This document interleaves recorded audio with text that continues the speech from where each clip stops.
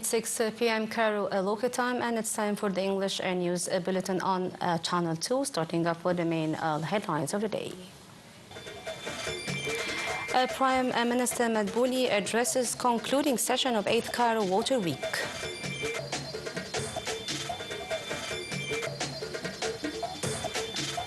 Along presidential directives, Egypt continues accessing the humanitarian and relief aid to the Gaza Strip.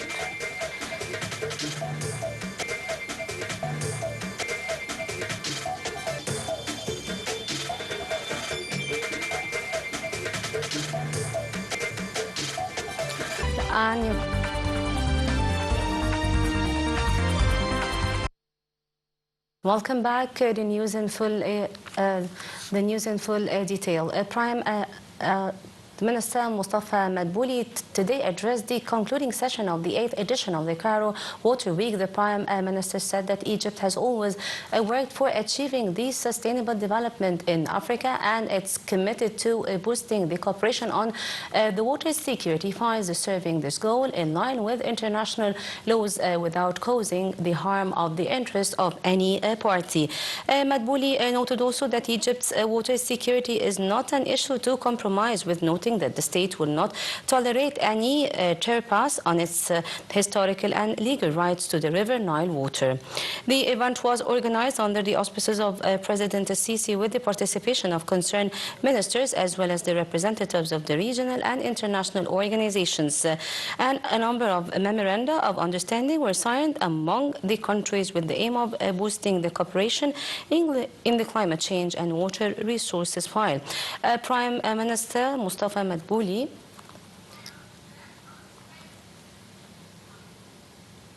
And in the meantime, Prime Minister Mustafa Madbouli held a meeting on Thursday to follow up on progress report of several ongoing projects on a number of new cities. The meeting discussed the proposed plan of 261 housing units within the President Sisi directives to present 400,000 units divided on 5 phases. The meeting also probed the updates of allocating housing units for the number of employees moving to the new administrative capital. The new projects are being implemented by the Urban Communities Authority across the nation. The Speaker of the House of Representatives, Councillor Hanafi Al-Gibali's at the Sharm el-Sheikh Peace Conference marks a starting point for a new path of international joint action and reflects the international community's support for the efforts of Egypt and its regional and international partners to end in Gaza. And this came at the beginning of a general session to discuss the report of the special committee formed to re-examine the articles objected by President Sisi in the draft criminal procedures law. And this came in the light of the final wording reached by the committee tasked with regarding and redrafting, reviewing the articles objected by President of the Republic. Foreign Minister Badr Abdul Ati participates in inaugural India-Egypt strategic dialogue in New Delhi on Thursday. Sources revealed that the meeting presents an opportunity for both countries to review the progress made in implementing the Indian-Egypt strategic partnership and to exchange views on regional and global issues.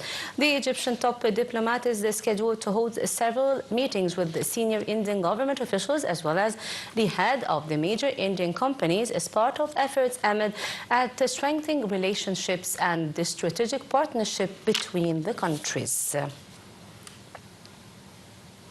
In the meantime, Foreign Minister Badr Abdul Ati expressed Egypt's aspiration to attract more investments in various industry sectors in a way that serves the needs of the Egyptian market. Foreign Minister comments came during the meeting of the chairman of the UFLX group for the flexible packaging, Ashok Vedi, and he noted that the group is the second largest Indian company investigating in Egypt, with a total investigating volume exceeding $350 million. The minister reiterated that the Egyptian government aims to create a more competitive and attracting investment climate for local and foreign investments based on the transparency and providing the support institutional and legislative environment and strengthening the role of the private sector. And he also highlighted Egyptian government commitment to meeting all the foreign investors' needs and addressing all challenges faced.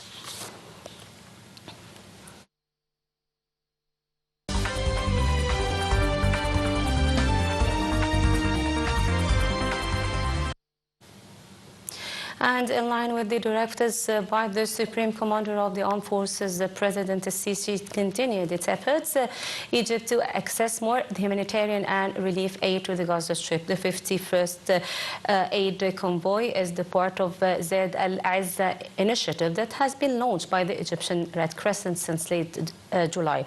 The trucks carry tons of essential food, including baby formula, wheat and rice, besides tons of the medical and relief supplies and personal care products. And Israel returned the bodies of the 45 Palestinians on Wednesday to Gaza authorities, bringing the total number handed over as part of the U.S. brokered ceasefire deal to 90, and under the deal pushed by U.S. President Donald Trump amid at the ending 2-year Gaza war, Israel was to turn over the bodies of 15 Palestinians over every deceased Israeli returned. Details in the coming report. In a threat to break the ceasefire, Israel Defense Minister threatened to resume fighting if Hamas do not honor the terms of the U.S.-backed ceasefire that halted the war in Gaza. The statement from the Defense Minister came after Hamas handed over the remains of 2 more deceased hostages and said it would be unable to retrieve any more bodies from the ruins of Gaza without specialized equipment. Before the 2 bodies were handed over late on Wednesday, Hamas had already returned the remains of 7 of 28 known deceased hostages, along with the 8th body, which Israel said was not that of former hostage. Hamas's armored wing said the 2 bodies returned would be the last for now. But senior U.S. advisor said Wednesday after Israel's threat to resume fighting that Hamas still intends to make good on its pledge. Still, any delay in returning the remaining bodies is likely to pile further domestic pressure on Israeli Prime Minister Benjamin Netanyahu to tie humanitarian aid to the fate of the bodies. Meanwhile, another 45 Palestinian bodies were transferred that have been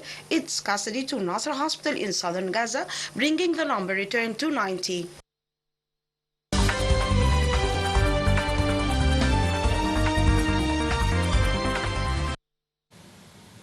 On to Syria, where Syrian President Ahmed al-Shara met with Russian President Vladimir Putin in Moscow on Wednesday, marking the first visit to Russia since Moscow's ally President Bashar al-Assad was toppled by rebels led by al-Shara last year. Sana news agency reported that the 2 leaders discussed regional and international developments and ways that the Syria-Russia can cooperate. And a Syrian official source said that al-Shara is also set to hold talks on the continued presence of Russia's naval base in Tartus and its air base in Hamim. Moscow has since attempted to preserve ties with Syria's new authorities, including offering Damascus diplomatic support over Israel's strikes on the Syrian territory. In July, Putin and Foreign Minister Sergei Lavrov met with Syrian Minister Asad al-Shabini in Moscow. And since invading Ukraine in 2022, Moscow has attacked Ukrainian power infrastructure each winter, forcing Kiev to impose emergency blackouts and import energy from abroad. Ukrainian President Volodymyr Zelensky said Russia overnight launched more than 300 attack drones, including some carrying the cluster munitions and 37 missiles. Details in the coming report. Russian forces struck another gas production facility in eastern Ukraine early Thursday, forcing its closure in another large-scale bombardment to pile pressure on the energy network. Since invading Ukraine in 2022, Moscow has attacked Ukrainian power infrastructure each winter, forcing Kiev to impose emergency blackouts and import energy from abroad. Ukrainian President Vladimir Zelensky said Russia overnight launched more than 300 attacks and drones, including some carrying cluster munitions and 37 missiles. The Ukrainian energy grid operator announced that emergency power outages in 8 regions after Thursday's strikes. The early morning attack also came 1 day after state-owned energy company said one of its thermal plants was damaged in Russian attack on the northern Kharkiv, Sumy and Kyiv regions. The Kremlin claims its forces only target military facilities. The International Criminal Court last year issued arrest warrants for 2 top Russian army officials over the attacks on Ukraine's energy facilities, saying they constitute a war crime and had inflicted excessive harm to civilians. Kiev has been appealing to its allies for more air defense systems to protect critical infrastructure and has also launched retaliatory strikes on Russia's oil refineries.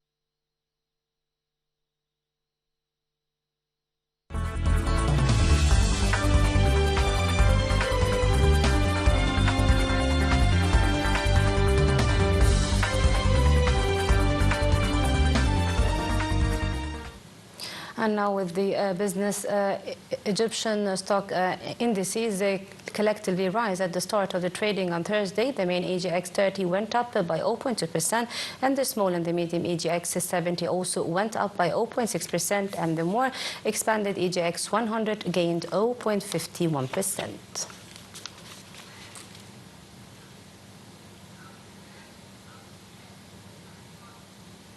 And most market rose Thursday as investors wait in the latest polls in the China-US trade war and expectations and interested in the year. The European stocks inched up as investors digested the mixed corporate results following a rocky few sessions marked by concerns about the tariffs. The pan-European stocks 600 index was 0.06% after a broadly positive day on the Wall Street. Asia railed for a second successive day.